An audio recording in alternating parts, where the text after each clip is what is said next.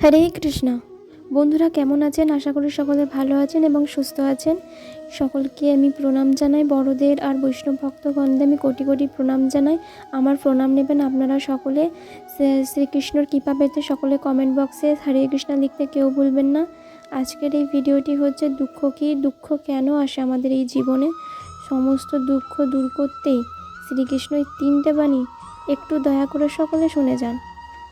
তাহলে ভিডিওটি আমি শুরু করি। দুঃখ এমন একটা অনুমতি যা আমরা চাই বা না চাই আমাদের জীবনে এটা অবশ্যই আসবে। আমাদের মনকে বিব্রত করে তুলবে, আমাদের মনকে বিচলিত করে তুলবে। সকলে ভেবে দেখেছেন আমাদের এই দুঃখ কেন আসে, কিভাবে আসে? যদি আপনি মন দিয়ে চিন্তা করেন তাহলে আপনি বুঝতে পারবেন। এই দুঃখের অনুভূতি পরিস্থিতি থেকেই আসে। তাই বেশি মানসিকতা থেকে বেশি আশেপাশের লোকজনের সঙ্গে জড়িয়ে থাকার কারণে আশেপাশের লোকজনের আপনার জন্য পরিস্থিতি তৈরি করে, যা ভালোও হতে পারে আবার খারাপও হতে পারে। আপনার আশেপাশে লোকজনই আপনার মানসিকতায় থেকে প্রভাবিত করে। হয়তো অনেকে ভালো করে অর্থাৎ আবার খারাপও করে। আমাদের জীবনে অর্ধেকই দুঃখ, এই কারণ যে আমরা আমাদের ওপরে আশা রাখি আর যাদের ওপরে কোনো আশা রাখা উচিত নয়।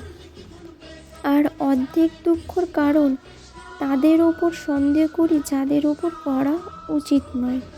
তাৎপর্য একটাই, মানুষকে চেনার চেষ্টা করে থাকুন। যেদিন আপনি বুঝতে পারবেন যে কে সুজন আর কে দুজন, সেই দিন আপনার দুঃখ কষ্ট অনেক দূরে চলে যাবে। নাম্বার 2 হচ্ছে যে ভগবান প্রত্যেক কঠিন পরিস্থিতিতে এই নামই আছে যা আমাদের উপায় দিয়ে থাকে। ব্যক্তি যান ভগবানের কাছে পুজো করেন, আরাধনা করেন, ব্রত পালন করেন, মন্দিরে যান, পুজো পাঠ করেন এবং ভগবানকে জাগিয়ে তোলেন। আর সমস্ত প্রশ্ন ভগবানের সাথে বলতে থাকেন। শুরু হতে না হতেই ভগবানকে বলতে থাকেন, কেন এটা হচ্ছে, কেন আমার সাথে এত সমস্যায় পড়ছি, কেন এত দুঃখ কষ্ট, কেন তোমাদেরকে সেবা করু, আমাদের কপালে এত কষ্ট, কেন সৎপথে থেকেও এত কষ্ট। এরকম হাজার প্রশ্ন নিয়ে ভগবানের কাছে যান আর ভগবানকে জিজ্ঞাসা করেন, তাই তো? মন্দিরে যাওয়ার চেষ্টা করার আগে আপনি কি জীবনে এতটাই চেষ্টা করেছেন যা যতটা সমস্যাকে দূর করা যায়? ভগবানকে জাগানোর পূর্বে আপনি কি নিজেকে জাগিয়ে তুলেছেন? আপনি যে অলসকে ত্যাগ করেছেন, তাকে ভগবানকে জিজ্ঞাসা করার আগে নিজেকে জিজ্ঞাসা করেছেন আপনি কেন এত অসফল হচ্ছেন?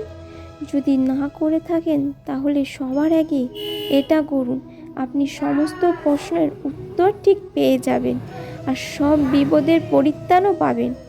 আর অন্য কোথাও না, নিজের ভেতরকে তাকিয়ে দেখুন, চেষ্টা করুন নিজেকে জাগিয়ে তোলা। আপনি অবশ্যই সফল হবেন, কারণ এই পরমাত্মা, পরমেশ্বর, ব্রহ্মা আপনার মধ্যেই আছে। তাই নাম্বার 3, সংসারে অনেক সময় এরকম হয় আমরা খুব সমস্যায় থাকি, বিপদের মধ্যে থাকি, আর সেই সমস্ত মানুষ যারা আমাদের কাছে আপনজন বলে মনে হয় তারাই আমাদেরকে ত্যাগ করে চলে যায়। আমরা এই সময় দুঃখ পাই, নিরাশা হয়ে পড়ি এবং একা একা সমস্যাকে কাটিয়ে তোলার চেষ্টা করি। এবার পরিস্থিতি যেমন খুশি হোক বা না, সেই মানুষই আপনাকে ত্যাগ করেছে। টাকার প্রতি ক্রুদ্ধ হওয়া, তার প্রতি অভিমান হওয়া এটা অনুচিত। আমি বলবো যে প্রতি কৃতজ্ঞতা রাখুন, আপনি তাকে ধন্যবাদ জানান। আর এমন সময় আপনার সঙ্গ ত্যাগ করেছেন, আপনার তাকে সব থেকে বেশি দরকার ছিল, তারা আপনার পাশে থাকলো না, কিন্তু আপনি পারবেন, আপনি নিজেকে ঠিক ঘুরে দাঁড়াবেন, সেই দুঃখ কষ্ট ঠিক নিজেই দূর করবেন। আজকে যারা আপনার থেকে দূরে চলে গেছে একদিন তারাই আপনার পাশে এসে দাঁড়াবে। তাই নিজেকে পারবো না বলে নয়, আপনি অবশ্যই পারবেন। বিশ্বাস রাখুন, আপনার সব দুঃখ একদিন অবশ্যই দূর হয়ে যাবে। তাই যদি আপনাদের এই ভিডিওটি ভালো লেগে থাকে তাহলে আমার চ্যানেলটিকে সাবস্ক্রাইব করে পাশে থাকা বেল আইকনটি প্রেস করে দেবেন নিত্য নতুন ভিডিও নোটিফিকেশন পাওয়ার জন্য। হরে কৃষ্ণা, রাধে রাধে।